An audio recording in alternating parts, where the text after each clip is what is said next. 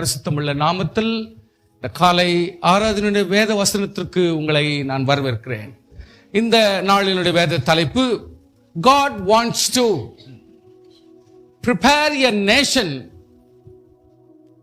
and you are the nation. ரெண்டு சத்தியம் இதில் அடங்கி இருக்கிறது. God wants to prepare a nation. Number 2, and you are the nation. அருமையான ஒரு தலைப்பு.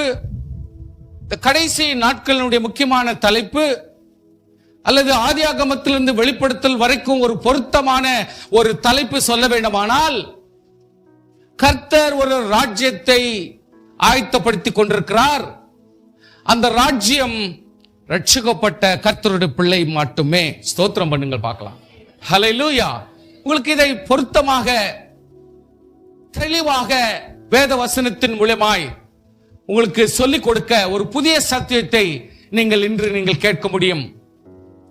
உலகத்தில் எந்த கோணத்தில் நீங்கள் இருப்பீர்களானாலும் இந்த சத்தியத்தை நீங்கள் தெளிவாக கேட்டுக்கொள்ள முடியுமானால், இந்த காலகட்டத்தில் தேவனாகிய கர்த்தர் உங்களை குறித்ததான ஒரு நோக்கத்தை, எப்படிப்பட்ட நோக்கம் உடையவராய் இருக்கிறார் என்பதை நீங்கள் இந்த வசனத்தின் மூலமாக அறிந்து கொள்ளலாம்.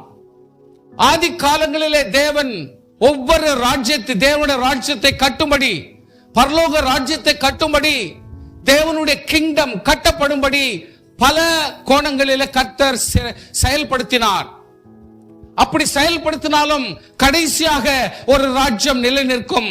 அது ஆண்டவராகிய இயேசு கிறிஸ்துவுடைய ராஜ்யம் மட்டுமே. அது ரட்சிக்கப்பட்டவர்களுடைய ராஜ்யம் மட்டுமே என்பதை நீங்கள் மறந்து போக வேண்டாம். அது ஆவிக்குரிய ராஜ்யமாய் இருக்கும். அது தேவ ராஜ்யம் என்பதை மறந்து போக வேண்டாம். ஹல்லேலூயா. அந்த தேவ ராஜ்யம் நாமாகவே இருக்க முடியும். வேறு யாரும் இருக்கிறதுக்கு வாய்ப்பே இல்லை என்பதை நீங்கள் மனதிலே கொள்ளுங்கள், புரிந்து கொள்ளுங்கள். Suppose for example, is a spiritual significant. தேவர ராஜ்யம் என்று சொன்னால் ஒரு ஆவிக்குரிய குறிப்பு, ஆவிக்குரிய அடையாளம், ஆவிக்குரிய நடபடி, ஆவிக்குரிய செயல்பாடு. அதை தான் கர்த்தர் இந்த இடத்திலே தேவனுடைய ராஜ்யத்தை குறித்ததான ஒரு இம்பாக்ட், ஒரு முக்கியத்துவத்தை இன்று பேசும்படியாய் கர்த்தர் இந்த வசனத்தை கொடுத்திருக்கிறார். For a time period of 400 years. For a time period of 400 years. நீங்கள் மனதில் வைத்துக் கொள்ளுங்கள்.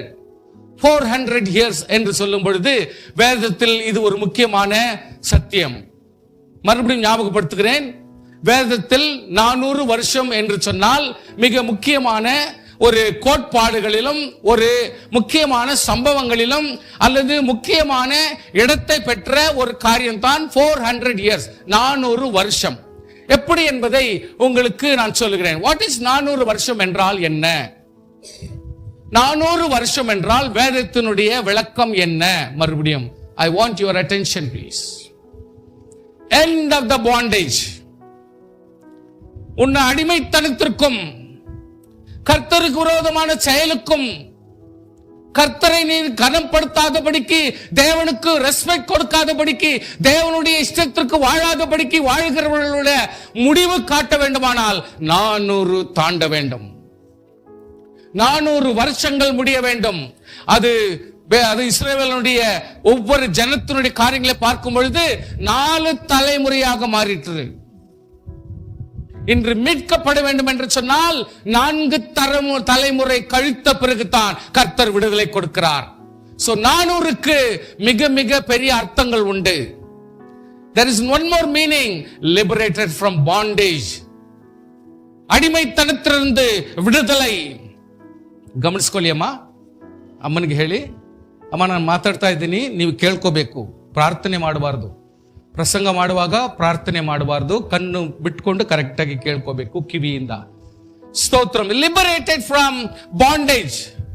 நம்முடைய கட்டுகளிலிருந்தும், நம்முடைய பிடியிலிருந்தும், நம்முடைய அடிமைத்தனத்திலிருந்தும், நம்முடைய அறியாமையிலிருந்தும், நம்முடைய பாவத்திலிருந்தும் விடுதலை பட வேண்டும்.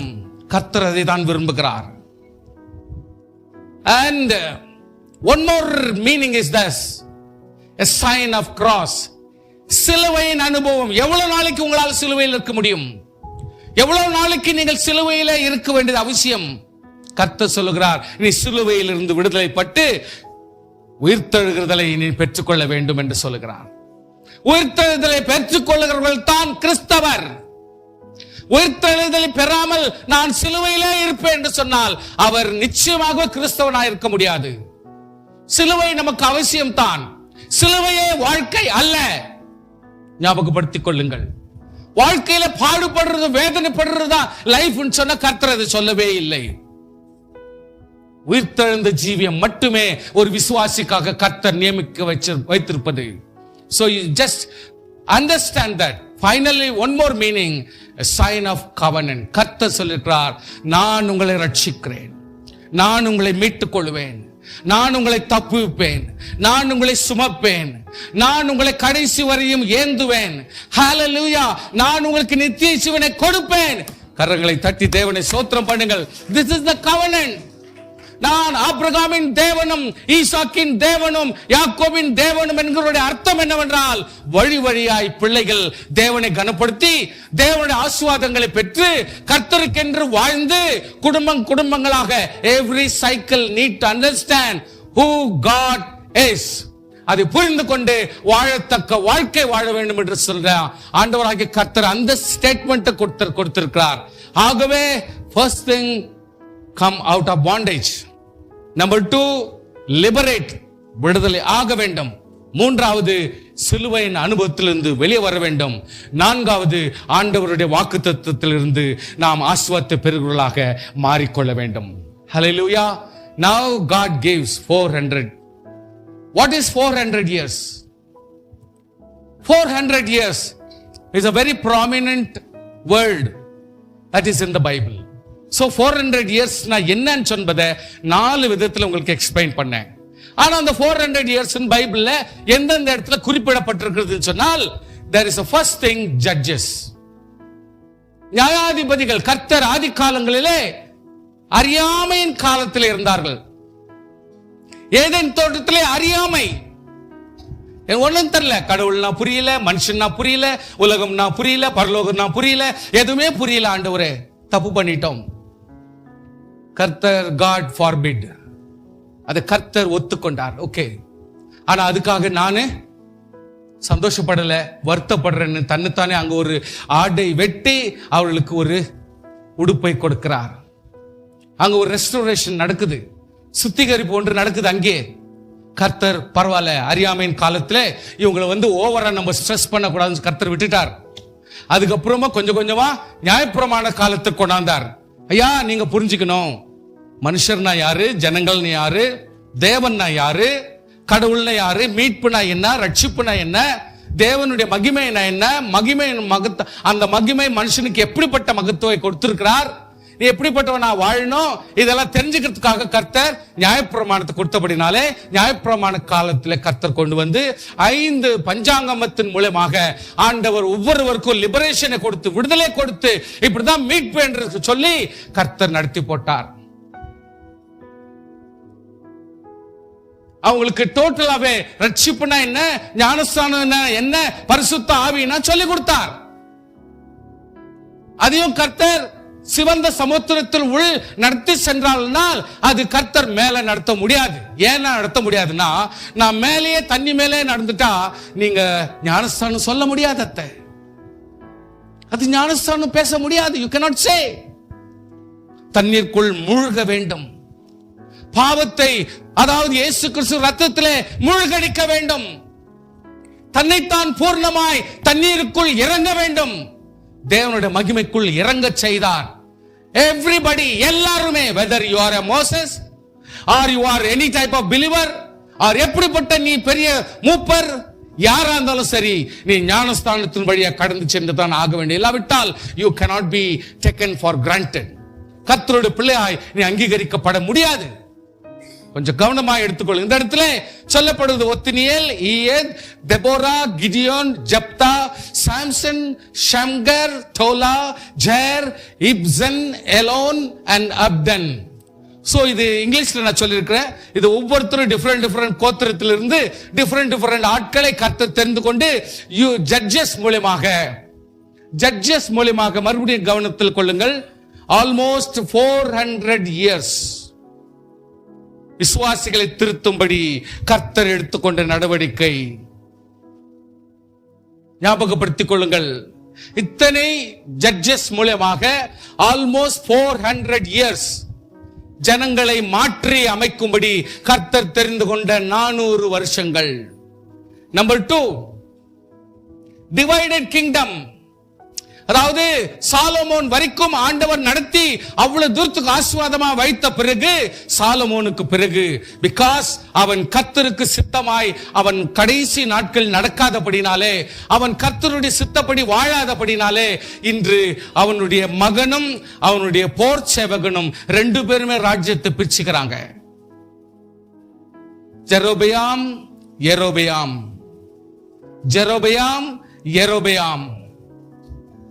எப்போ அந்த இடத்துல ஒரு நியாயம் இல்லையோ, எப்போ கர்த்தருக்கு பயம் இல்லையோ, எப்போ தேவனுடைய சித்தம் அங்க இல்லையோ, கடைசி நாட்களிலே அவன் தேவனை விட்டு பிரிந்தபடினாலே ஆண்டவராகிய கர்த்தர் அந்த நாடு ஆனது முழுதுமாக சிதறடிக்கப்பட்டு பின்பு அங்கே டிவைட் ஆகி போச்சு.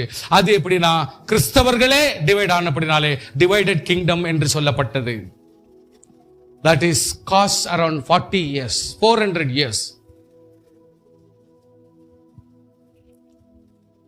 1 ராஜாக்கள் 12ஆம் அதிகாரத்திலிருந்து 2 ராஜாக்கள் 25ஆம் வருஷம் அதாவது அதிகாரம் வரைக்கும் ரெஹோபியாம், அபிஜா, ஆசா, ஜோஷபாத், ஜோஹாராம், அசரியா, அத்தாலியா, ஜோஆஷ், அமசியா, உசியா, ஜோத்தன், ஆஹாஸ், எசேக்கியா, மனாசே, ஆமோன், ஜோஷியா, ஜோஹோஹாஷ், ஜோஹாக்கிம், ஜோஹாஸ்சின், ஜெடக்கியா. இத்தனை டிவைடட் கிங்டம், அதாவது சாலமோனுக்கு பிறகு வந்த கிறிஸ்தவ நாடுகள் பிரிந்து அவர்கள் ராஜ்யத்தை நடத்தி 400 வருஷங்கள். Please understand. சத்தியத்தை கேட்கிற நீர் எந்த இடத்தை சேர்ந்தவராயிருந்தாலும் தேவன் எப்படிப்பட்ட ஒரு ராஜ்யத்தை நிறுவும்படி கர்த்தர் தம்முடைய ஜனங்களை ஒவ்வொரு கோணமாக அழைத்து சரிப்படுத்தி கொண்டு வருகிறார் என்றாலும் கர்த்தருக்குரிய ஒரு நியாயமும் நீதியும் ஒரு மதிப்பும் மரியாதையும் தாழ்மையும் அந்த இடத்துல காணப்படவில்லை. Next goes the ministry of prophets. அதுக்கப்புறம் ஆண்டவர் என்ன செய்றாரு? எவ்வளவுதான் அங்கங்கே தீர்க்கதரிசிகளை கொண்டு நடத்தி போட்டாலும் ஆண்டவர் என்ன செய்கிறார்? Moses, Isaiah, Jeremiah, Ezekiel, Daniel, Elisha, Samuel, Nathan, Deborah, Huldah, Hosea, Joel, Amos, Obadiah, Jonah, Micah, Nahum, Habakkuk, Zephaniah, Haggai, Zechariah, Malachi. சுவாசியே, இந்த ஒவ்வொரு தீர்க்கதரிசியினுடைய வாழ்ந்த காலகட்டங்கள் ஒன்று சேரும் பொழுது it comes to 400 years. கர்த்தர் உலகத்திலே ஒரு ராஜ்யத்தை, தேவனுடைய ராஜ்யத்தை கட்டும்படி கர்த்தர் எடுத்த சிரமங்கள் என்ன என்பதை சற்று புரிந்து கொள்ளுங்கள். ஒருவேளை இந்த சத்தியங்களை புரிந்து கொள்ளாமல் உங்களால் அதாவது இருந்தீர்களால் இப்பொழுதாவது தெரிந்து கொள்ளுங்கள். கர்த்தர் எப்படிப்பட்ட ராஜ்யம் நமக்கு தேவை, எப்படிப்பட்ட சூழ்நிலைகளை கர்த்தர் ஒவ்வொருவரையும் அழைத்து கொண்டு வந்தார், அது ஏன் அழைத்தார், எதற்காக இவ்வளவு ராஜ்யத்தை கட்ட வேண்டும் என்று கர்த்தர் விரும்புகிறார், ஏன் உலகம் இப்படிப்பட்ட ஒரு கோணங்களிலே மாறி மாறி மாறி இருந்தாலும் ஆண்டவர் எவ்வளவு முயற்சி எடுத்து ஒவ்வொன்றும் சரிப்படுத்துகிறார். கடைசியாக there was a 400 years of silent period. கடைசியாக 400 வருஷம் என்று சொன்னால் அது மல்கியாவுக்கு பிறகு இயேசு கிறிஸ்துவானவர் பிறப்புக்கு வரைக்கும் 400 silent years. கர்த்தர் he kept quiet. God kept quiet for 400 years because நியாயப்பிரமாணம் போச்சு, அறியாமையும் போச்சு. ஆவியினாலே ஆதியிலிருந்தே, ஆதியாகமத்திலிருந்தே கர்த்தர் ஆவியினால் நிரப்பி பலரையும் பலப்படுத்தி கொண்டு வந்தார். பலருக்கு பிரத்யட்சமாய் திடீர் அபிஷேகம் கொடுத்து நடத்தி கொடுத்தார். நியாயாதிபதிகளை ஏற்படுத்தினார், ராஜாக்களை ஏற்படுத்தினார், தீர்க்கதரிசிகளை ஏற்படுத்தினார். இப்பொழுது கர்த்தர் கடைசியா அமைதியை கொடுத்திருக்கிறார். somehow have to restore my people. எப்படி ஆனால் என் ஜனங்களை நான் மீட்டெடுக்க வேண்டும். ஸ்தோத்திரம் பண்ணுங்க பார்க்கலாம். somehow நான் என் ஜனத்தை மீட்டெடுக்க வேண்டும். நீங்க என்ன குறை சொல்லி நான் உங்களை குறை சொல்லி ஒரு பிரயோஜனம் இல்லை. நீங்க ஒருத்தருக்கு ஒருத்தர் குறை சொல்லி ஒரு பிரயோஜனம் கிடையாது. அல்லது தேவன் மனுஷனையும் மனுஷன் தேவனையும் குறை சொல்லி ஒரு பிரயோஜனம் கிடையாது. Now God makes silence. How can I rescue my people? எப்படி என் ஜனத்தை நான் மீட்டெடுப்பேன்? எப்படி என் பிள்ளைகளை நான் தெரிந்து கொள்வேன்? எப்படி என் ஜனத்தை நான் ஆற்றுவேன்? எப்படி என் ஜனத்தை சமாதானப்படுத்துவேன்? எப்படி என் ஜனத்திற்கு ஒரு நித்திய ஜீவனை கொடுப்பேன்? எப்படி என் ஜனத்தை நான் மீட்டெடுத்து பலப்படுத்துவேன் என்று சொல்லி கர்த்தர் அங்கலாய்த்து அமைதியாக 400 வருஷங்கள் 400 years அமைதிப்படுத்தி தீர்க்கதரிசன பிரகாரமாகவே இயேசு கிறிஸ்துவை மனுஷனாக, தேவனே மனுஷனாக மாறி இந்த உலகத்தில் மனுஷனாகவே பிறக்க வைக்கிறார். இந்த மனுஷன் தேவனாக மாற முடியும். ஹல்லேலூயா. மனுஷன் தேவனாக மாற முடியும். தேவனுடைய தன்மைகளை உடையவனாக மாற முடியும். மனுஷன் தேவனுடைய ஆசீர்வாதத்தை பெற முடியும். ப்ளீஸ் குழந்தைங்களை விட்டுடுங்க, நீங்க வசனத்தில் கவனமா இருங்க. விசுவாசிகள் ரொம்ப கேர்ஃபுல்லாக. It's a very important points. எப்படி ஆகிலும் கர்த்தர் ஜனங்களை மீட்டெடுக்க வேண்டும். கர்த்தர் எப்படி ஆகிலும் தம் ஜனத்தை விட்டு கொடுக்க முடியாது. He is not just only bother about Jacob, Jacob, Jacob. இன்று அதே ஜேக்கப் பிளேஸ்ல தான் நாம் இருக்கிறோம். கையை வைத்துங்க. நாம் எல்லாரும் மீட்கப்பட வேண்டும் என்பதை மறந்து போக வேண்டாம். அந்த ஜேக்கப் பிளேஸ்ல யார் இருக்கிறோம்னா இன்றைக்கு நாம் எல்லாருமே இருக்கிறோம். கர்த்தர் மீட்டெடுக்க கர்த்தர் இந்த முயற்சி ஒருபோது விட்டு கொடுக்க மாட்டார். அவர் நிச்சயமாய் மீட்டெடுப்பார். ஹல்லேலூயா. அதுக்கு ஒரு எக்ஸாம்பிள் தான் நான் உங்களுக்கு சொல்ல இந்த இடத்துல வந்திருக்கிறேன். ஒன் இஸ் தட் கர்த்தர் நேற்றும் இன்றும் என்றும் மாறாதவர். A small block உங்களுக்கு நான் உற்சாகப்படுத்தும்படி ஒரு காரியத்தை அறிவிக்கிறேன். என்னவென்றால் இயேசு கிறிஸ்து நேற்றும் இன்றும் என்றும் மாறாதவர். ஹல்லேலூயா. நான் கர்த்தர், நான் மாறாதவர். ஆகையால் யாக்கோபின் புத்திரராகிய நீங்கள் நிர்மூலம் ஆகவில்லை. கையை உயர்த்துங்க சார், ப்ளீஸ். சார், நீங்க ஏன் தர்ம நிர்மூலம் ஆகல? நம்ம எல்லாம் பாவம் செய்யணும். பாஸ்டரோ, விசுவாசிகளோ, மூப்பர்களோ நம்ம எல்லாரும் பாவம் செஞ்சுனே தாக்குறோம் டெய்லி. ஆனாலும் ஏன் சாகல தெரியுமா? ஏன் சாகல? பாவம் செஞ்சு கூட ஏன் சாகலன்னா கர்த்தர் சொல்கிறார், நான் கர்த்தர், நான் மாறாதவர். ஆகையால் யாக்கோபின் புத்திரராகிய நீங்கள் நிர்மூலமாகவில்லை. அவர் கர்த்தர், அவர் மாறாதவர். நான் சொன்னேன், உங்களை நான் மீட்டெடுப்பேன். யாக்கோபே, உன்னை நான் ஏந்துவேன். யாக்கோபே, உன்னை சுமப்பேன். யாக்கோபே, உன்னை நடத்துவேன் என்று சொல்லி நான் சொன்னேன். நான் மாற மாட்டேன், நான் மாற மாட்டேன். ஆனபடியால் கர்த்தராகிய தேவன் சொல்கிறார், கடைசி வரைக்கும் உன்னை நடத்துவேன். நன்மையான எந்த ஈவும், பூர்ணமான எந்த வரமும் பரத்திலிருந்து தான் வரும். அது ஜோதிகள் பிதாவிடத்தில் வருகிறதுக்கு மாற்றமே வராது. பொய் சொல்ல தேவன் மனுஷன் அல்ல, மனம் மாற மனுஷன் மனுபுத்திரம் அல்ல. அவர் சொல்லியும் செய்யாதிருப்பாரா அல்லது வசனித்தும் நிறைவேற்றாதிருப்பாரா? பூமியின் கடையாந்தரங்களையும் சிருஷ்டித்த கர்த்தர் அனாதி தேவன் சோர்ந்து போக மாட்டார். நீ சோர்ந்து போயிடுவே, தேவனாகி கர்த்தர் சோர்ந்து போக மாட்டார். Please listen. அவர் சோர்ந்து போகிறதில்ல, இளைப்படைவதும் இல்லை. இதை நீ அறியாயோ? புரியலீங்களா? தெரியுமா உங்களுக்கு? இது கேட்டது இல்லையா? அவருடைய புத்தி ஆராய்ந்து முடியாது. சோர்ந்து போகிறவனுக்கு ஹல்லேலூயா பலன் கொடுக்கிற தேவனுக்கு ஸ்தோத்திரம் உண்டாவதா. ஹல்லேலூயா. சத்துவம் இல்லாதவனுக்கு சத்துவத்தை பெருக பண்ணுகிற கர்த்தருக்கு ஸ்தோத்திரம். என்னால முடியல, எலும்பு நோது, கை நோது, பலவீனம் ஆகுது, என்னென்னவோ பண்ணி பார்க்கிறேன், முடியல, சமாளிக்க முடியல. இந்த காரியத்தை சமாளிக்கிட்டா, பிள்ளைங்க காரியத்தை சமாளிக்கிட்டா, பணத்தை சமாளிக்கிட்டா, புருஷனை சமாளிக்கிட்டா, பொள்ளாட்டிய சமாளிக்கிட்டா, குடும்பத்தினுடைய காரியத்தை சமாளிக்கிட்டா, எதை சமாளிக்கிட்டோம் முடியல. சோர்ந்து போகிறவனுக்கு கர்த்தர் பலன் கொடுத்து, ஹல்லேலூயா, சத்துவம் இல்லாதவனுக்கு சத்துவத்தை பெருக பண்ணுகிறார். இளைஞர், நான் ரொம்ப ஸ்ட்ராங், நான் ரொம்ப கரெக்ட், நான் ரொம்ப பலம். எப்பா, ஒரு பைசா பிரயோஜனம் இல்லை சாமி. கர்த்தருக்கு காத்திருக்கிறவர்கள் மட்டும்தான், ஹல்லேலூயா, கர்த்தருக்கு காத்திருக்கிறவர்கள் மட்டுமே புது பலன் அடைய முடியும். ஸ்தோத்திரம் சொல்லுங்க, கர்த்தரை ஸ்தோத்திரங்க. கர்த்தருக்கு காத்திருக்கிறவர்கள் மட்டுமே புது பலனை அடைப்பது வாய்ப்பு. சேம் ஓல்டு பேச்சு, சேம் ஓல்டு ஜபம், சேம் ஓல்டு கதை இன்னைக்கு எதுலயும் ஒர்க் அவுட் ஆகாது. Never never, it will not renew.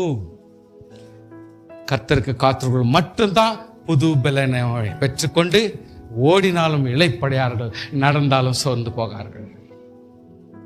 Hallelujah. there is 400 years. அதாவது உங்களுக்கு ஜட்ஜஸ் விஷயத்தை சொன்னேன், டிவைடட் கிங்டம் சொன்னேன், தீர்க்கதரிசிகளுடைய சொன்ன, அமைதியின் 400 சொல்லிட்டேன். இன்னும் ஒரு 400 நான் சொல்லல, இப்ப சொல்லி இருக்கிறேன். ஆண்டவராகிய கர்த்தர் இஸ்ரவேல் ஜனங்களை பலப்படுத்த தீர்மானித்தார், சீர்படுத்த பார்த்தார், பலப்படுத்த பார்த்தார். அதுக்கு ஒரு பானை, அதாவது சட்டி அரிசியில ஒரு அரிசி எடுத்து பார்க்கலான்ற மாதிரி கர்த்தர் யாக்கோபின் குடும்பத்தை கொஞ்சம் எடுத்து ஒரு அரிசியை பார்க்கிறார். அங்க ஜபத்துக்கு வழி இல்ல, அங்க தீர்க்க தரிசனத்துக்கு வழி இல்ல, ஒரு தரிசனத்துக்கு மீனிங் இல்ல, அங்க ஜபத்துக்கும் மீனிங் இல்ல, பிள்ளைங்களுக்கும் பெற்றோருக்கும் உள்ள மரியாதையும் அந்த இடத்துல கிடையாது, ஒரு பக்தியும் கிடையாது, ஒரு தகப்பனுக்குரிய மரியாதை பிள்ளைங்க கொடுக்க மாட்டேன்றாங்க. பிள்ளைங்களுக்கு வேண்டிய மரியாதை பேரண்ட்ஸும் கொடுக்க முடியாத சூழ்நிலையும் ஆகி போச்சு. கர்த்தருடைய பிள்ளைகளே, தெய்வீக பயம் இல்ல, கர்த்தருக்கு ஏற்ற ரெஸ்பெக்ட் இல்ல. கர்த்தர் பார்த்தாரு, சுத்தி வளைச்சு வர வழி இல்ல. கானானிலே தங்கியிருக்கிற விசுவாசிகளை இப்பொழுது எகிப்துக்கு கலப்புறாரு. கானானிலே தங்கியிருக்கிற விசுவாசிகளை இப்பொழுது எகிப்துக்கு கலப்புகிறாரு. ஏன்னா திருந்தல. there is no spiritual activity. ஜெபம்க்கு மீனிங் தெரியல, தேவனை கனப்படுத்துறதுக்கு மீனிங் தெரியல, அப்பாவை அப்பான்னு சொல்ல முடியல, அம்மாவை அம்மான்னு சொல்ல மாட்டேன்றாங்க, குடும்பத்தை குடும்பமாய் மதிக்க மாட்டேன்றாங்க. அதனால கர்த்தர் இப்ப கலப்புறாரு. உன்னை இப்படியே விட்டா சரியில்லை, உனக்கு பாடம் கற்பிப்பேன்னு சொல்லி கர்த்தர் இன்றைக்கு யோசேப்பை தூக்கின்னு போய் எகிப்துல போட்டு அங்க ஒரு பெரிய பஞ்சத்தை வர வைக்கிறார். விசுவாசியே, உலகம் முழுவதிலும் பஞ்சம் வர வைக்கிறார். யாருக்காக? இன்றைக்கு விசுவாசிகள் திருந்தும்படி. விசுவாசிகள் திருந்துகிற வரைக்கும் ஆண்டவர் விட போறதில்ல. விசுவாசிகள் தேவனை கனப்படுத்துகிற வரைக்கும் விட போறதில்ல. இது ஒரு சவாலாய் கர்த்தர் எடுத்து அந்த இடத்துல ஆசீர்வாதத்தை கொடுத்து சம்பிரமத்தை கொடுத்து அவர்களை கோசோன் பட்டணத்துல அருமையாக வச்சு ஆசீர்வாதம், எல்லாம் பார்க்கறதுக்கெல்லாம் ஆசீர்வாதம் தான், எல்லாம் சொகுசு தான், எல்லாம் பலன் தான், ஆரோக்கியம் தான், நிறைய தானியம் தான். ஆனால் அடிமைத்தனம், மனசுல ஃப்ரீடம் இல்லை, நிம்மதி இல்லை. கேட்டா எனக்கு எல்லாம் தெரியும், கேட்டா நான் எல்லாத்தையும் முடியும், எனக்கு ஒன்னும் குறைச்சல் கிடையாது, எனக்கு எல்லாம் ஆசீர்வாதம் இருக்குது. ஆனா உள்ளத்திலே ஒரு பெரிய ஒரு பிடிப்பு, ஒரு ஃப்ரீடம் இல்லை, தனக்குள்ள ஒரு ஃப்ரீடம் இல்லை. இன்றைக்கு ஆண்டவராகிய கர்த்தர் கோசோன் படத்தில் அவ்வளவு வச்சிருந்தாலும் இன்றைக்கு ஷார்ட்டா நான் சொல்லி முடிக்கிறேன். அந்த 400 இயர்ஸ் எப்படின்றத, யோசேப்பு இருக்கிற வரைக்கும் அங்க இருக்கிறதானே ராஜா மிக மிக நேசமாய் இவனுக்கு மரியாதை கொடுத்து வந்தான். காலங்கள் சென்றது, யோசேப்பை அறியாத ஒரு ராஜா இப்பொழுது எகிப்திலே வருகிறான். வசனங்கள் நீங்க ரொம்ப படிக்கணும், இதெல்லாம் வசனங்கள் இதெல்லாம் ரொம்ப கேர்ஃபுல்லா படிக்கணும். ஹல்லேலூயா. ஒருவருக்கொருவர் எவ்வளவுதான் கேட்டாலும் ஒருவருக்கொருவர் எப்படிதான், ஐயா யோசேப்பு இருந்த காலத்துல அந்த ராஜா இருந்து இவ்வளவு செஞ்சாரு, யோசேப்பு தான் இவ்வளவு கருத்து செஞ்சான்னு சொன்னா கூட இப்ப கேட்கறதுக்கு ஆள் இல்லை. யோசேப்பு அறியாத வேறு ஒரு ராஜா இப்பொழுது எகிப்திலே ஆளும்படி வந்தான். என்ன பண்ணிட்டான்? ரொம்ப கேர்ஃபுல்லான வசனம் வேணும்தான். உங்களுக்கு ஒரு 2 வார்த்தை நீங்க படிக்கலாம்.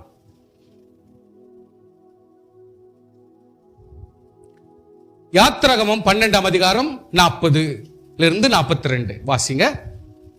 ವಿಮೋಚನ ಕಾಂಡ 12ನೇ ಅಧ್ಯಾಯದ 40 ಇಂದ 42.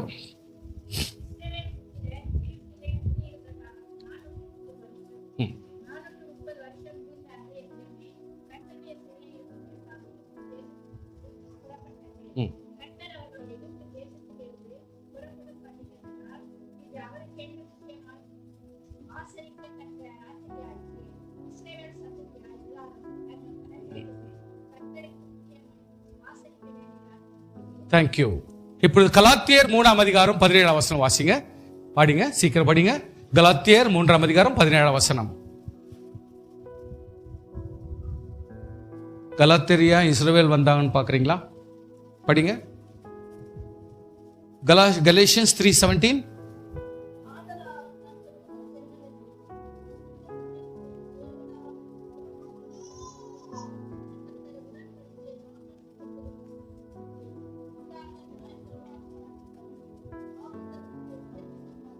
வியர்த்தமாக்கப்பட்டது. 430 வருஷத்துக்கு பிறகு, 30 வருஷம் இது ஸ்டார்டிங்ல இவங்க எகிப்துக்கு கோசோன் பட்டணத்துல போய் சேர்ற வரைக்கும் இருந்த நாட்கள் இது. ஆனால் இவங்க சஃபர் பண்ண நாட்கள் 400 வருஷம். கர்த்தருடைய பிள்ளைகள் நல்லா கவனிச்சுங்க. பல இடத்துங்களும் இந்த விவரம் கரெக்டாவே இருக்கும், எதுவுமே தப்பாவாது. ஏதோ அந்தாசா எதையும் நம்ம படிக்க கூடாது. கர்த்தர் தெளிவாகவே எல்லாத்தையும் சொல்லி கொடுப்பார். ஸ்தோத்திரம்.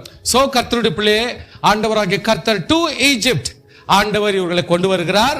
ஈஜிப்ட்ல அவங்களை பலப்படுத்தி, அதாவது இன் ஈஜிப்ட்ல இவங்களை பலப்படுத்தி வர வர வர இந்த இடத்துல ஆசீர்வாதமா நடத்துறாங்க இருக்கிறாங்க அப்படின்னு பேசிக்கிறாங்க.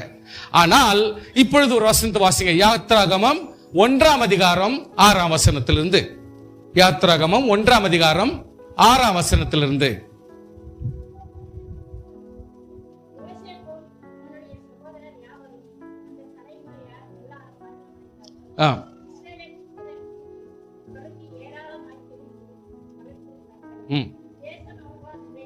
ஆமென். வாசிங்க.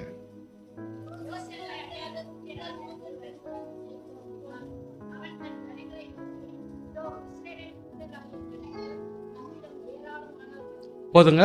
இப்ப எப்படி வசனம் எப்படி படிக்கிறோம்னா, இஸ்ரவேல் புத்திரராகிய ஜனங்கள் நம்மிலும், அதாவது எகிப்தில் இருக்கிற எல்லா ஜனங்களிலும் ஏராளமானவர்கள், நெக்ஸ்ட் பலத்தவர்களுமாய் இருக்கிறார்கள். நெக்ஸ்ட் அவன் என்ன பார்க்கிறான்? எகிப்தில் இருக்கிற எல்லா ஜனங்களை பார்க்கிலும் அவர்கள் பலத்தவர்களாய் இருக்கிறார்கள். நெக்ஸ்ட்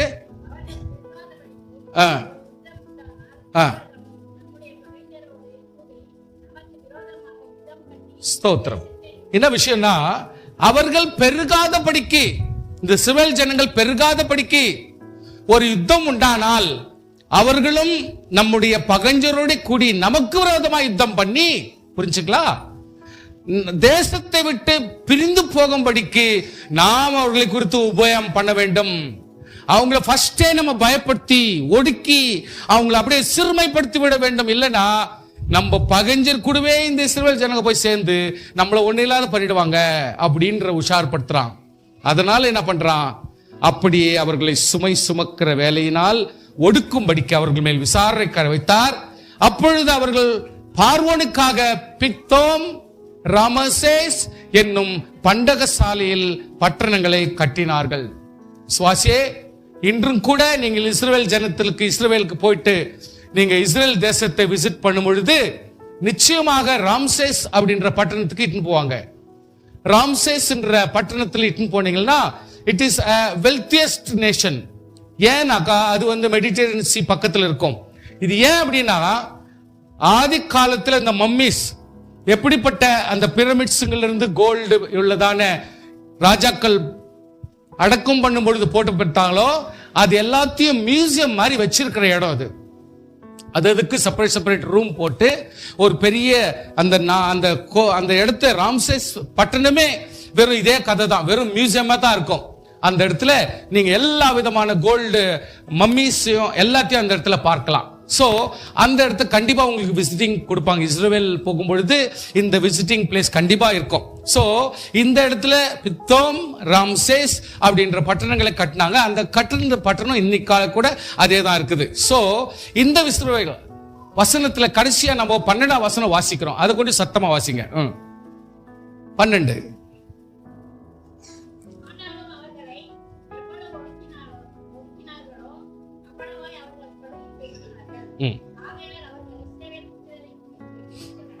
கர்த்தருக்கு ஸ்தோத்திரம். வசனத்துல நல்லா புரிஞ்சுங்க. வசனத்தை படிக்கிறோம், நம்முடைய தோல்வியை நம்ம படிக்கிறோம், முன்னேற்றம் ஆக வேண்டும் என்று சொல்லி படிக்கிறோம். இருந்தாலும் இந்த இடத்துல வசனம் இன்னும் எவ்வளவு தூரம் ஆறுதல் படுத்துதுன்னா, ஆனாலும் அவர்கள் எவ்வளவு ஒடுக்கினார்களோ அவ்வளவாய் அவர்கள் பலுகி பெருகினார்கள். ஸ்தோத்திரம். பலுகி பெருகினார்கள். எவ்வளவு ஒடுக்கினார்களோ, கர்த்தருடைய பிள்ளைகளே, நம்முடைய உலகத்துல எவ்வளவு தூரத்துக்கு நாம் ஒடுக்கப்பட்டாலும், சூழ்நிலை நிமித்தம், வேதனை நிமித்தம் எவ்வளவு தூரத்துக்கு நாம் நொறுக்கப்பட்டாலும், ஆண்டவராகிய கர்த்தர் நம்மை பலுகி பெருக செய்கிற தேவனுக்கு ஸ்தோத்திரம் உண்டாவதாக. கரங்களை தட்டி தேவனை ஸ்தோத்திரம் பண்ணி. ஹல்லேலூயா. இதுல இன்னொரு விஷயம் அதுல அடங்கியிருக்கும். நல்ல கவனிங்க விசுவாசிகளுக்கு. இந்த விஷயத்தை கொஞ்சம், அதாவது உள்ள புரியலன்னா கூட சரி, தெரிஞ்சுக்கங்க, அவ்வளவுதான். இங்க என்னன்னா, தெளிவாக இங்க சொல்லப்படுகிறது, iniquity of the Amorites is not yet fulfilled. இஸ்ரவேல் ஜனங்கள் தங்களுடைய இக்கட்டான வாழ்க்கையிலும் தங்களுடைய ஒவ்வொரு மேன்மையான வாழ்க்கை நடத்தும் பொழுது தேவன் எவ்வளவு ஒடுக்கப்பட்டாலும், எவ்வளவு தூரம் கர்த்தர் அவர்களை உயர்த்தி பலப்படுத்தியது போல, அவ்வளவு தூரத்துக்கு அவர்கள் கர்த்தருக்கென்று வாழ்ந்தாலும், அமோரைட்ஸ் என்று சொல்லுகிறவர்கள் இஸ்ரவேல் ஜனங்களை எந்தெந்த இடத்துல முடியுமோ அந்தந்த இடத்துல அவர்களை நாசப்படுத்தினார்கள், ஒடுக்கினார்கள், சித்திரவதை பண்ணினார்கள். அதனால் ஆண்டவராகிய கர்த்தர் ஒரு காரியத்தை மனசுல வச்சுட்டார். நல்ல மனசுல வச்சுங்க. மறுபடியும் ஞாபகப்படுத்துறேன். நான் 1000 பிரச்சனை என் ஆண்டவராகிய கர்த்தர் என்னுடைய வாழ்க்கையில் இருந்தாலும், என் தேவனாகிய கர்த்தர் இஸ்ரவேல் புத்திரர்களை காப்பாற்றுகிறார், நடத்துகிறார், பிரச்சனைகளிலிருந்து விடுதலை ஆக்குகிறார். ஸ்தோத்திரம் பண்ணுங்க. ஹல்லேலூயா. அவர்களை நடத்துகிறார், எல்லா தேவைகளையும் சந்திக்கிறார், பலப்படுத்துகிறார். ஆனால் ஆண்டவராகிய கர்த்தர் இங்க சொல்ற பாயிண்ட் என்னன்னா, அமோரைட்ஸ், உனக்கும் என் பிள்ளைங்களுக்கும் சம்பந்தம் இல்லை. என் பிள்ளைங்களை நான் கண்டிப்பேன், நான் திருத்துவேன், நான் அடிப்பேன், நான் என் பிள்ளைங்களை ஒடுக்குவேன், நான் சீர்படுத்துவேன், நான் என்ன தேவனுடைய ராஜ்யத்துக்கு அழைச்சு கொண்டு போவாது, ஏன் விஷயம். ஆனால் அமோரைட்ஸ் இஸ்ரவேல் ஜனங்களை நீ நிந்திக்கிறதோ இல்ல அவர்களுக்கு உபத்திரம் கொடுக்கிறதோ அவர்களை சித்திரவதை பண்ணதோ ஆண்டவர் விடவே மாட்டார். புரிஞ்சுங்களா? இஸ்ரவேல் ஜனங்களை சபிக்கவும் ஒடுக்கவும் கர்த்தர் ஒருபோது யாருக்கும் பர்மிஷன் கொடுக்க மாட்டார். இந்த இடத்துல வசனங்கள் நிறைய இருந்தாலும் நான் சிம்பிளா ஒரே ஒரு வார்த்தை சொல்லி நான் முடிக்கிறேன் இந்த இடத்துல. அதாவது என்னாகமம், சரி டைம் இல்லை, லாஸ்டா யோசுவா 11:8 வாசிங்க. யோசுவா 11:8. ஜோஷுவா 11:8 நீங்க வாசிக்கணும்னு தான் நான் உங்களை கேட்கிறேன். மற்றபடி எல்லாத்தையும் நான் வாசித்து முடிச்சுட்டா உங்களுக்கு போர் அடிக்குமேன்னு தான்.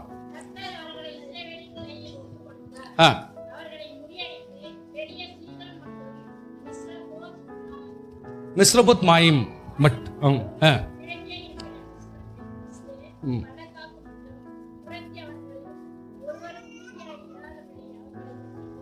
ஸ்தோத்திரம். சுவாசியே, அமோரியர்களில் நல்லா கவனிச்சுங்க, ப்ளீஸ் லிசன். அமோரியர்களில் ஒருத்தர் கூட மிச்சம் ஆகாதபடி ஆண்டவர் வெட்டி போடுகிறார். சுவாசியே, இதனுடைய அர்த்தம் என்ன?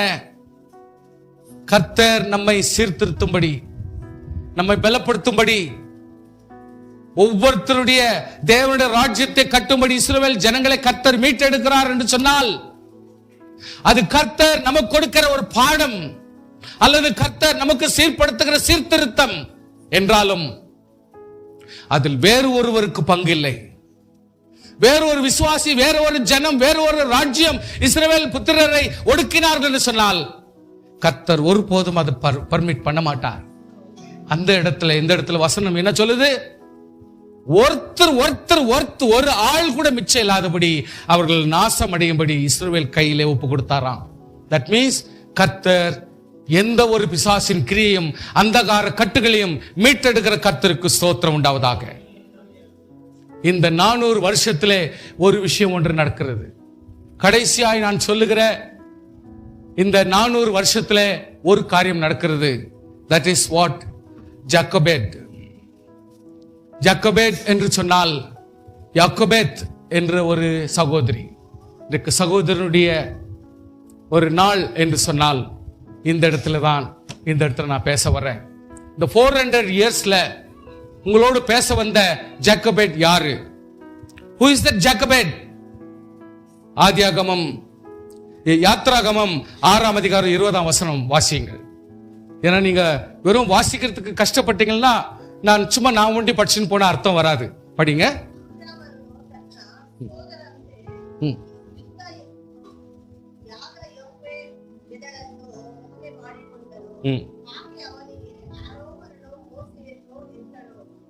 கர்த்தருக்கு ஸ்தோத்திரம். அதாவது ஜக்கோபேத் அப்படின்ற அம்மா யாரு?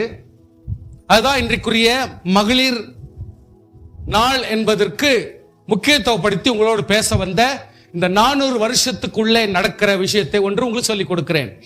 சோ உங்களுக்கு நான் எக்ஸ்பிளைன் பண்ண 400 இயர்ஸ்ன்றது ஒரு 5 விதமாக பிரதிபலிக்கப்படுகிறது. ஒன்று, நியாயப்பிரமாண காலத்துக்கு முன்பு, அறியாமையின் காலத்துக்கு முன்பு கர்த்தரை மக்களை சீர்படுத்தி ஒரு ராஜ்யத்தை கட்டும்படி ஆண்டவர் நியாயாதிபதிகளை கொண்டு 400 வருஷம் மக்களை சீர்படுத்தினார்.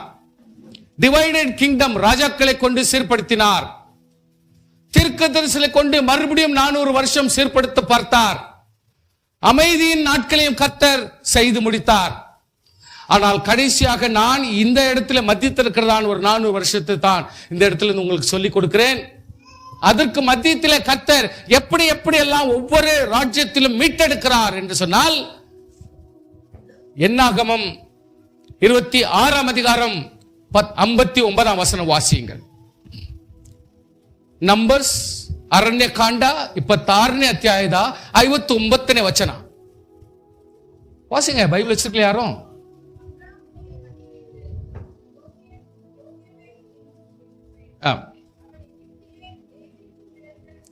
எஸ்.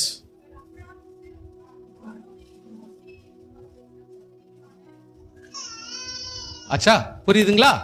இப்ப புரியுதா உங்களுக்கு? சோ இந்த 400 இயர்ஸ் கேப்ல கர்த்தர் எப்படி ஒரு ராஜ்யத்தை கட்டி ஒரு ராஜ்யத்தை எப்படி மீட்டுக் கொள்கிறார் என்பதை ஒரு ஸ்திரீ ஆனவள் செய்கிற ஒரு முக்கிய காரியங்களை வச்சு உங்களோட எக்ஸ்பிளைன் பண்றேன். Who is that lady? That is யோக்கபேத். யோக்கபேத் அப்படின்ற ஒரு அம்மா லேவிக்கு மேரேஜ் ஆகி, அந்த அம்மா ஆரோனையும், first man Aaron, second man மோசே, மூணாவதா வர்றதாம் மிரியாம். இந்த 3 பேரையும் பெற்றெடுக்கிறாள். கர்த்தருடைய பிள்ளைகளே, இந்த சரித்திரத்தை கொஞ்சம் புரிஞ்சு கொள்ள வேண்டும். How to balance the risks and rewards involving making your dreams a reality.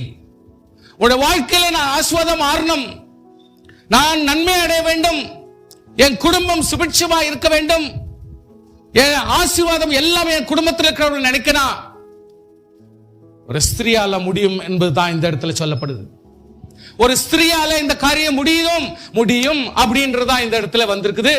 இந்த 400 இயர்ஸ் படிக்கும் பொழுது இந்த 400 இயர்ஸ்ல நடக்கிற இந்த ஒரு விஷயத்தை தான் நாம் படிக்கிறோம். Again, let me say, how to balance the risks and rewards involved in making your dreams a reality.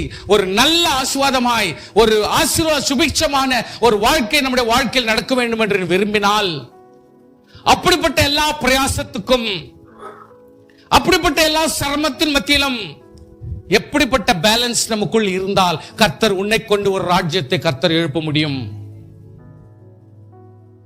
ಯಾಕೋಬೇತ್ ವಿಮೋಚನ ಕಾಂಡ 2ನೇ ಅಧ್ಯಾಯದ 1ರಿಂದ ನಾನೇ ಓದ್ತೀನಿ. ನೀವು ಸ್ವಲ್ಪ ಗಮನವಿಟ್ಟು ಕೇಳ್ಕೊಳ್ಳಿ. This is the last of my message. இதுதான் மகளிருக்கு சொல்லப்படுகிற ஒரு முக்கியமான விஷயம்.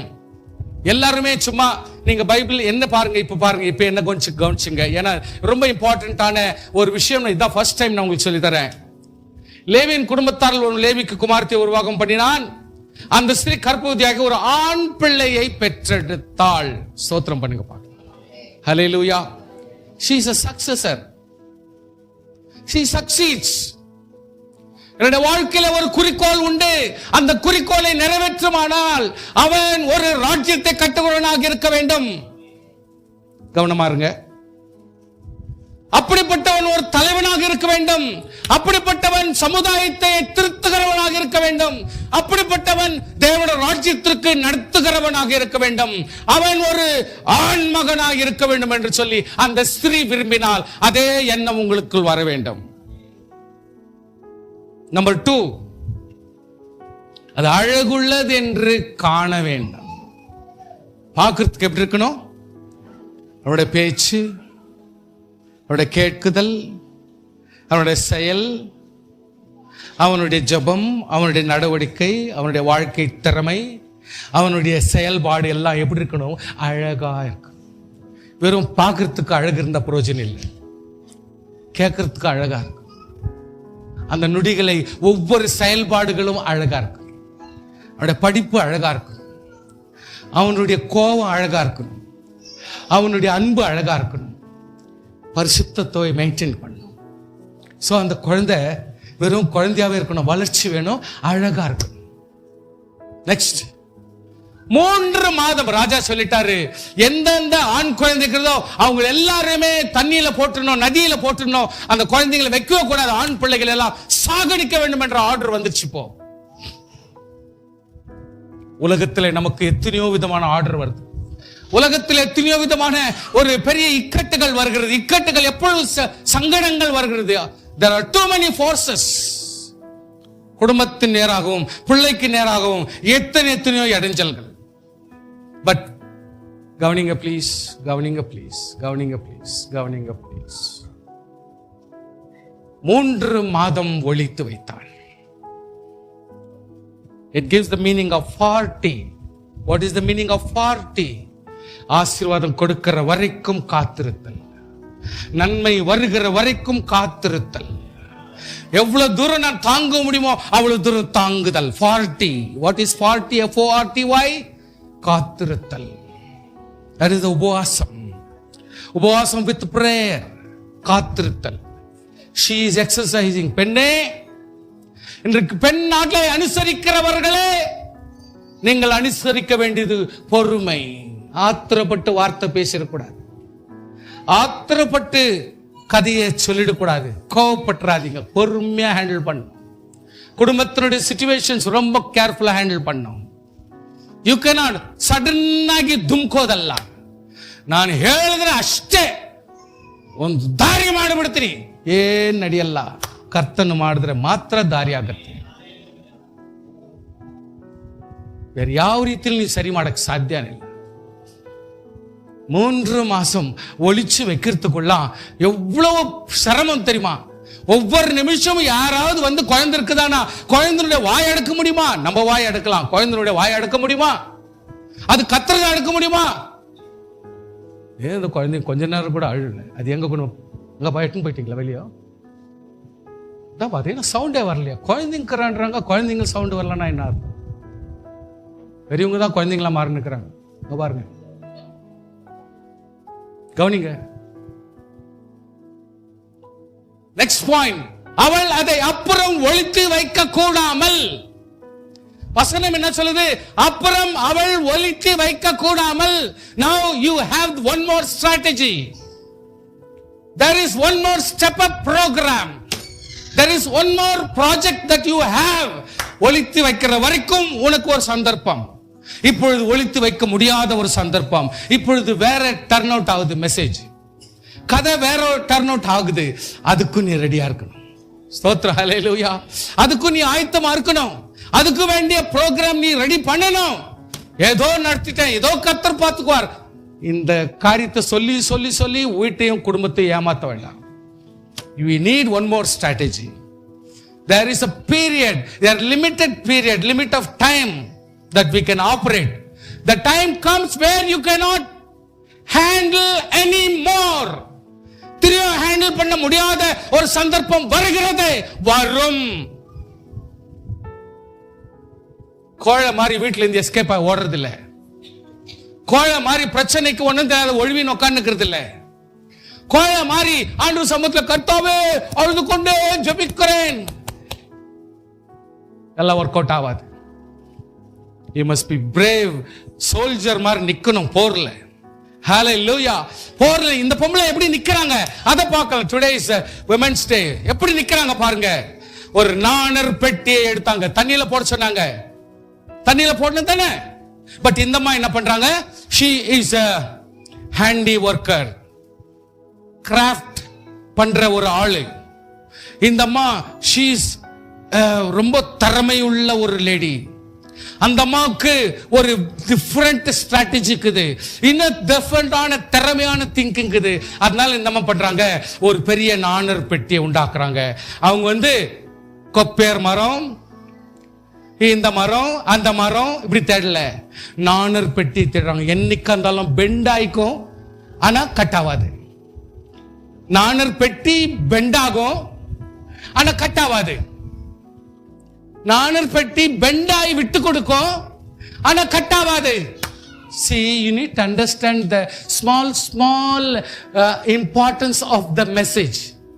இந்த இடத்துல ஏன் இவ்வளவு தூரத்துக்கு எக்ஸ்பிளேஷன் கொடுக்கறாங்கன்னா, நம்முடைய வாழ்க்கையில ஏதோ ஜெபிக்கிறது, துதிக்கிறது, பேசுறது, காய் துப்புறது இதெல்லாம் சகஜம் தான். கர்த்தருடைய பிள்ளைகளே, இது வேணும், இது வேண்டும், உபவாசம் வேண்டும். இந்த அம்மா என்ன பண்றாங்க, she goes for நாணர் பெட்டி. யாரும் சொல்லல, ஆனால் நாங்க செய்றோம், நாணர் பெட்டியை செய்றோம். now she goes next point. எப்படி சொல்றீங்களா, நாணர் பெட்டி ஹேண்டி ஒர்க்ல எல்லாம் பின்னி ஒரு பெட்டி ரெடி பண்ணிடுச்சு. now she goes for, she becomes a civil engineer. now she becomes a civil engineer. ஒரு கட்டடம் கட்டுகிற ஒரு ஸ்திரியாக மாறி போறாள். என்ன கட்டுறாங்க, பிசினும் கீழும் பூசி. அந்த ஒவ்வொரு நாணர் குச்சி ஒண்ணு கூட ஷேக் ஆகாத, அதற்கு மத்தியில ஒரு சின்ன கேப் கூட வராம, ஒரு சின்ன பிசுறு கூட போகாம இருக்கிறதுக்கு she becomes a civil engineer. ஸ்தோத்திரம் பண்ணுங்க பார்க்கலாம். if you are really celebrating a women's day, இந்த அத்தியாயம் ரொம்ப ரொம்ப முக்கியம். சும்மா பேசுறது முக்கியம் இல்ல, ஏதோ ஜெபிக்கிறோம் சரிதான், ஏதோ உபாசிக்கிறோம் சரிதான், ஏதோ நான் வேதம் வாசிக்கிறேன், நான் இவ்வளவு தூரத்துக்கு செய்யறேன், that's good. பட் எஃபிஷியன்சி வேணும். சின்ன பெரிய வேலைகளிலும் எஃபிஷியன்சி வேணும். she becomes a, அதாவது சிவில் இன்ஜினியர். அந்த நாணர் பெட்டி எத்தன்மையை குவாலிட்டியாக மாத்தணும். that is my son, என்னுடைய உயிர், அதுதான் என் மகன். என் உயிருக்கு நான் எவ்வளவு தூரம் பாதுகாப்பு கொடுக்க முடியுமோ அவ்வளவு பாதுகாப்பு என் மகனுக்கு நான் கொடுக்கணும். அப்படியானால் என்னுடைய சிவில் இன்ஜினியரிங் ஒர்க்க நான் இந்த நாணர் பெட்டியில எவ்வளவு திறமையாக செய்ய முடியுமோ அவ்வளவு திறமையாய் அவள் மிக கவனத்தோடு, ஞானத்தோடு, அறிவோடு, பொறுமையா இந்த அம்மா செய்யறாங்க. ஸ்தோத்திரம் பண்ணுங்க. ஹல்லேலூயா. now நல்ல கவனிங்க, பிள்ளையை வளர்த்தி, பிள்ளையை பெட்டிக்குள்ள வைக்கிறாங்க. வளர்த்தின்னு சொன்னா வைக்கிறது இல்ல. ஐயா நல்ல கவனிங்க, ஸ்தோத்திரம் பண்ணுங்க. ஒரு பெட்டிக்குள்ள வளர்த்தினா, வளர்த்தி இஸ் நாட் வைக்கிறது. என் ஆண்டவரை நம்பி, என் தேவனை நம்பி, என்னை ரட்சித்தவரை நம்பி, என்னை மீட்டவரை நம்பி, எனக்கு அபிஷேகம் கொடுத்தவரை நம்பி, இந்த உலகத்தை நம்பி அல்ல, இந்த உலகத்தின் மேலான பரலோகத்தை நம்பி, இனி எனக்கு ஒரு மீட்பு உண்டு, எனக்கு ஒரு விமோசனம் உண்டு, எனக்கு ஒரு, அதாவது இயேசு கிறிஸ்துவினுடைய வருகையில மீட்டெடுக்கப்படுகிற மீட்பு ஒன்று உண்டு என்று சொல்லி நம்பி, அந்த நம்பிக்கையோடு வைக்கிற ஒரு வளர்த்தி. ஸ்தோத்திரம் பண்ணுங்க. ஹல்லேலூயா. எவ்வளவு அழகான வளர்த்தி பாத்தீங்களா, எவ்வளவு அழகாக அந்த அம்மா she is doing. she is an architect. she is an architect. how to keep, where to keep, in what way it has to be kept, எப்படிப்பட்ட ஒரு பத்திரம் அந்த குழந்தைக்கு வேணும், எப்படிப்பட்ட ஒரு சேதமில்லாத ஒரு சூழ்நிலை வேண்டும், எப்படிப்பட்ட ஒரு ப்ரொடெக்ஷன் அதுக்குள்ள இருக்க வேண்டும், எப்படிப்பட்ட எந்த விதத்திலும் பாதிப்பில்லாத தண்ணி கூட போக முடியாம எப்படி அலைகள் மோதினாலும் அந்த இடத்துல பாதிப்பில்லாமல் இருக்கக்கூடிய சந்தர்ப்பம். She is an architect, she is an engineer, she is the art worker, she is a dedicated person. What a lady she is. கரங்களை தட்டி ஸ்தோத்திரம் பண்ணு. Hallelujah, hallelujah. Now வளர்த்தி கவனிங்க. நம்பர் நெக்ஸ்ட் என்னதுன்னா, நதி ஓரமாய். நான் வசனத்தை வாசித்திருக்கிறேன். நதி ஓரமாய் she goes. நதிக்கு சென்ட்ரல் தண்ணி ஃபோர்ஸா ஓடும். அங்க போல இந்த அம்மா என்ன செய்றாங்க, நதி ஓரமாய். she selects the placement, she selects the placement of a disposal. ஒரு வளர்த்துற இடத்தை கூட எந்த இடத்துல வைக்கணும்ன்ற செலக்ட் பண்றாங்க அந்த அம்மா. சுவாசியே, என்னமோ என் வேதனைக்கு என்னத்தையும் பண்ணிட்டேன், ஏதோ என் வேதனைக்கு காரித்து போயிட்டேன், சாரி. அப்புறம் இவங்களுடைய மேனஸே மரியாதை இல்லாத போயிடும். ஆத்திரத்துல பேசுற நீ பேச்சு மரியாதை இல்லாத போயிடும். சுவாசியே, அவளுடைய வளர்த்தி எங்க வைக்கணும்ன்றத பிளேஸ்மெண்ட் தருது. she knows the where to the child should be, where is the box should be. அதை எடுத்துன்னு போறாங்க. நாணல், நதி ஓரத்துல நாணல் வளரும். அந்த நாணல் மத்தியத்துல, நாணல்கள் மத்தியத்துல அந்த பெட்டியை வைக்கிறாங்க. the placement is very very important. Placement is very very important. நல்லா கவனிச்சுங்க. Placement is very important. She gives a better placement. அதற்கு நெக்ஸ்ட் என்ன செய்றாங்க, அதற்கு என்ன சம்பவிக்கும் என்பதை அறியும்படி கவனிச்சுங்க. அதற்கு என்ன சம்பவிக்கும்படி அறியும்படி அவங்க தங்கச்சி, அவங்களுடைய சிஸ்டர், தங்கச்சினா தமக்கைனா தங்கச்சி, சிஸ்டர் வச்சு all deputation. she gives the deputation, she gives the approachable distanceல ஒரு கான்ஷியஸா இருக்கக்கூடிய ஒரு ஆளை நியமிக்கிறாங்க. ஒரு ஆளை நியமிச்சு ஓடி போய் தூக்குற அளவுக்கு, approachable distance, ஓடி போய் காப்பாற்றுற அளவுக்கு, ஓடி போய் தற்காக்கிற அளவுக்கு அந்த டிஸ்டன்ஸ்ல ஒரு தமக்கையை நிக்க வைக்கிறாங்க. ஒரு ராஜ்யத்தை கட்டணும்னா கதை பேசுறது இல்லை. ஒரு ராஜ்யத்தை கட்டணும்னா பழக்கத்தின்படியான ஜெபம் ஒர்க் அவுட் ஆகாது. Whatever you do, you should have the conscious of project work. அப்படி நிக்க வச்சுட்டு அப்பொழுது அவங்க அப்சர்வேஷன்ல இருந்தா, ஜெபத்திலே இருந்தா, காத்திருப்பிலே இருந்தா, அப்படிப்பட்ட ஒரு உன்னிர் போக என்னுடைய குழந்தைக்கு மேல எனக்கு ஒரு அக்கறை உண்டு என்று பார்த்து கொண்டே இருந்தால், God knows what to do. விசுவாசியே, இப்பொழுது தேவனுக்கு தெரியும் என்ன செய்யணும் அப்படின்னு. ஒரு ராஜ்யத்தை கட்ட வேண்டுமானால் கர்த்தராகிய தேவனுடைய இன்வால்வ்மென்ட் எப்படின்றதை நீங்க புரிஞ்சுங்க. Now God allows அந்த ராஜ்யத்தினுடைய ராஜாத்தியை குளிக்க வைக்கும்படி ஆண்டவர் அனுப்புகிறார். இது கர்த்தருடைய செயல். ஸ்தோத்திரம் பண்ணுங்க பார்க்கலாம். That's not your work. உன் வேலை நீ செஞ்சிரியா, கவனத்தோடு ஒவ்வொரு ஸ்டெப்பும் பண்ணிட்டியா. நான் ஜபத்திலே உபவாசத்திலே நீ காத்திருக்க வேண்டிய, தமக்கை தூரத்திலே இருந்து காத்து கொண்டே இரு. That is enough. That is enough. Rest. God will do the great miracle. கர்த்தர் அனுப்ப வேண்டியவளை அனுப்புவார். ராஜ்யத்தில் யார் காப்பாற்ற முடியுமோ அவர்களை கர்த்தர் அனுப்புவார். யார் ரட்சிக்க முடியுமோ அவர்கள் உனக்கு விரோதியா இருந்தாலும் பரவாயில்லை, ஆண்டவர் அனுப்புவார். ராஜாத்தி வர்றாங்க. நிறைய பேர் கூட அந்த அம்மா சேஃப்டிக்காக அப்படியே தண்ணியில இறங்குறாங்க இருக்கிறாங்க. இந்த அம்மாவும் வர்றாங்க, பாக்குறாங்க. நதியில் அடிச்சுன்னு போற துணி குழந்தை எத்தனையோ போயின்னுக்குது. நதியில் அடிச்சுன்னு போற குழந்தைங்க எத்தனையோ போயின்னுக்குது.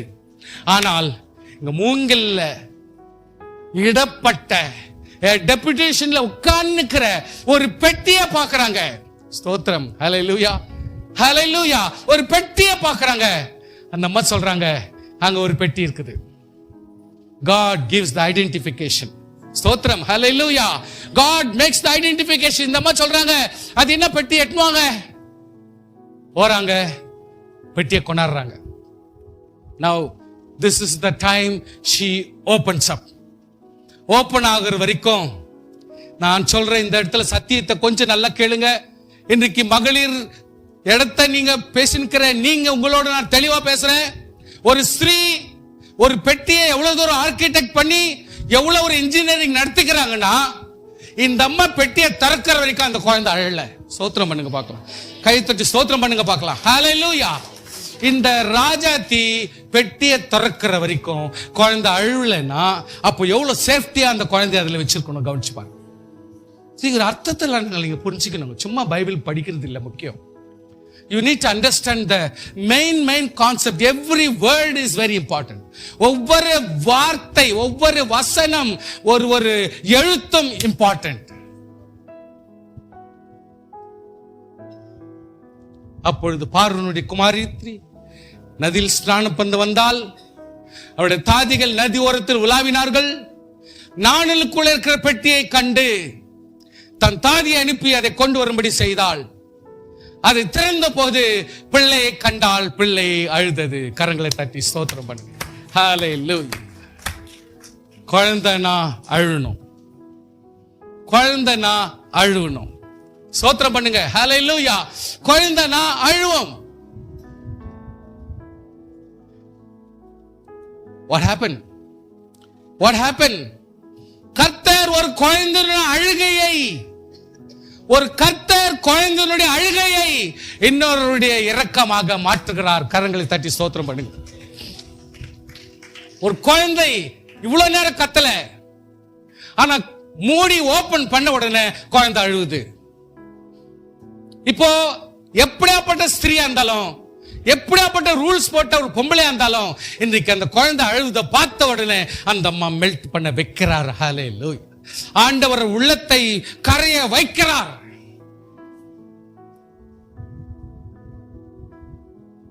Now there is one more thing happening, identification. அந்த அம்மா சொல்றாங்க, இது எபிரேயர் பிள்ளைகளில் ஒன்று என்றாள். That is what we need. ஏதோ குழந்தை எடுத்துக்கோ அப்படி வேண்டாம். இப்போ தண்ணியில போட்டு சாகடிக்க வேண்டிய குழந்தைகளிலே ஒன்று அப்படின்னு தெரியணும். ஸ்தோத்திரம், ஸ்தோத்திரம். ஹல்லேலூயா. இப்பொழுது ராஜாவுடைய ரூல்ஸ் பிரகாரம் குழந்தைகள் எல்லாம் தண்ணியில போட வேண்டும் என்ற ரூல்ஸ்ல அடங்கி இருக்கிற எபிரேய பிள்ளைகளிலும் இது ஒரு குழந்தை என்பதை ஐடென்டிஃபை ஆயிடுச்சு. ஸ்தோத்திரம். அப்பொழுது நல்ல கவனிங்க, வெரி இம்பார்ட்டன்ட் டைம் இது, வெரி முக்கியமான டைம் இது. பிள்ளை பாக்ஸ் ஓபன் பண்றாங்க, குழந்தை அழுவுது, அந்த அம்மா அந்த குழந்தை மேல இறக்க வைக்கிறாங்க. That's all good, it's all good. பாருங்க, ஸ்டோரியே எல்லாருக்கும் படிக்கிறதுக்கு வாய்ப்பு உண்டு, எல்லாரும் படிக்கலாம். ஆனா இதை கொஞ்சம் ஆவிக்குரிய புரிஞ்சுக்கிறது வெரி இம்பார்ட்டன்ட். இதனுடைய மீனிங்ஸ் புரிஞ்சுக்கிறது இம்பார்ட்டன்ட். கர்த்தர் ஒரு ராஜ்யத்தை கட்டணும்னு சொன்னா அதனுடைய ஸ்டெப்ஸ் ரொம்ப இம்பார்ட்டன்ட். என்னாச்சுன்னா, அப்பொழுது இந்த தாதி, அதாவது சேஃப் டிஸ்டன்ஸ்ல நிக்க வச்சிருந்தாங்க. பாருங்க, சேஃப் டிஸ்டன்ஸ்ல ஒரு சிஸ்டரை நிக்க வச்சிருந்தாங்க இல்லீங்களா? மறந்துட்டீங்களா? எத்தனை பேரு சேஃப் டிஸ்டன்ஸ்ல ஒரு சிஸ்டரை நிக்க வச்சிருந்தாங்க. அந்த சிஸ்டர் இந்த டைம் பார்த்து, எப்போ அந்த குழந்தை சத்தம் போட்ட உடனே இந்த அம்மா பார்த்த உடனே, ஐயோ இது எபிரேய குழந்தைகள் ஒண்ணுன்னு சொல்ற அந்த கான்செப்ட், அந்த பர்டிகுலர் டைம்ல தாதி ஓடி போய்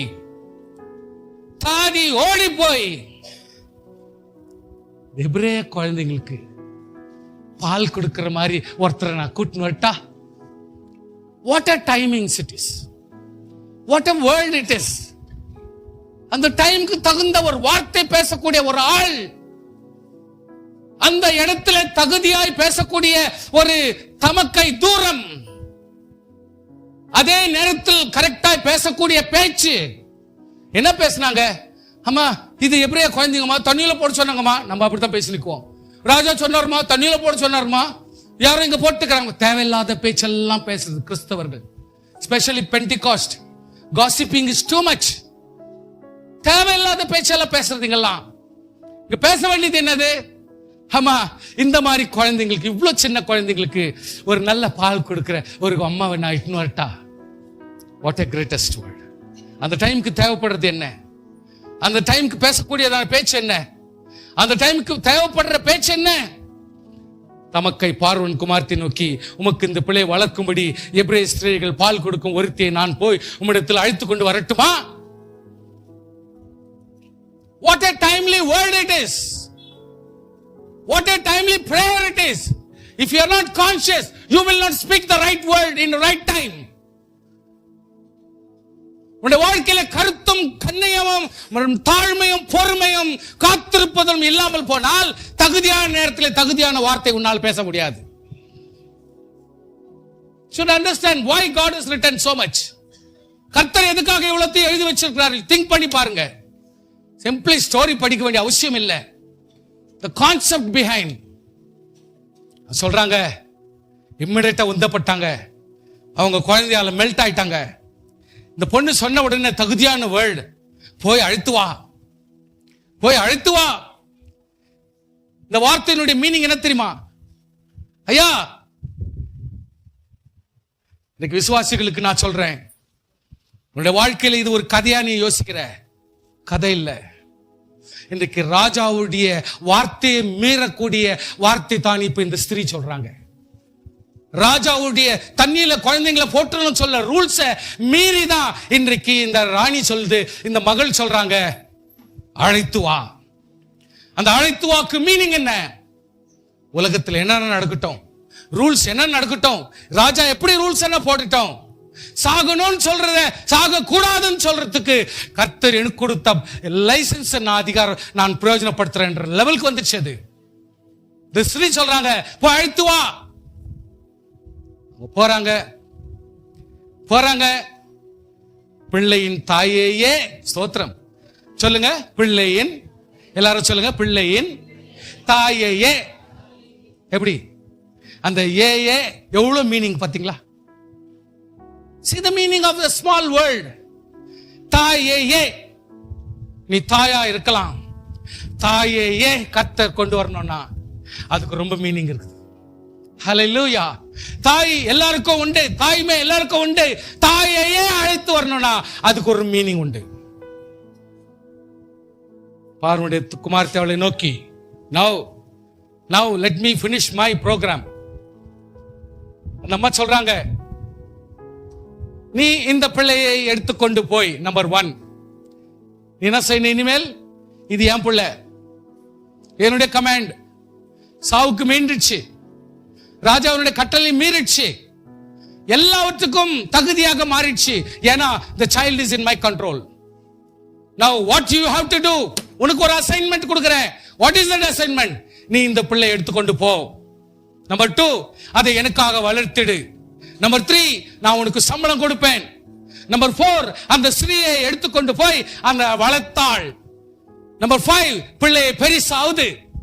நம்பர் 6, அதை பார்வோன் குமாரத்திடத்தில் கொண்டு போய் விட்டாள்.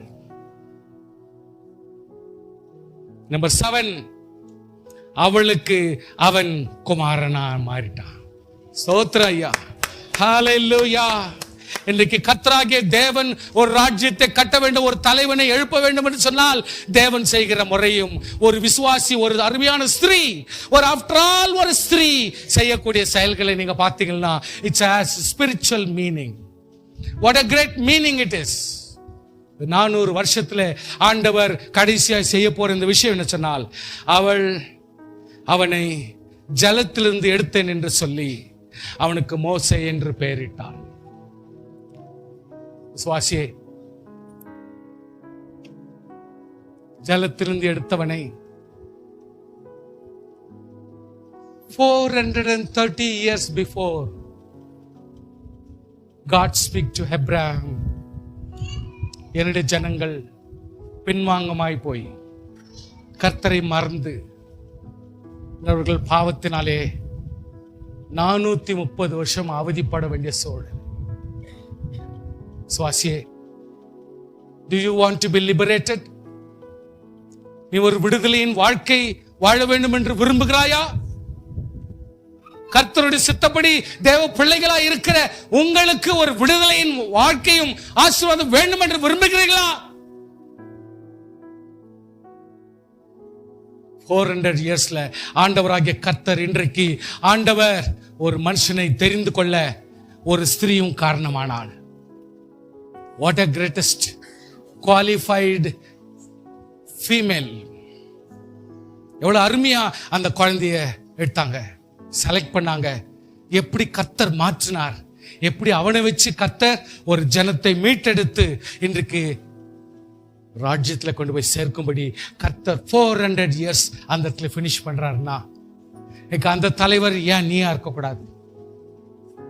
அந்த தலைவனுக்கு காரணமாய் ஸ்ரீயாக நீயா இருக்கக்கூடாது?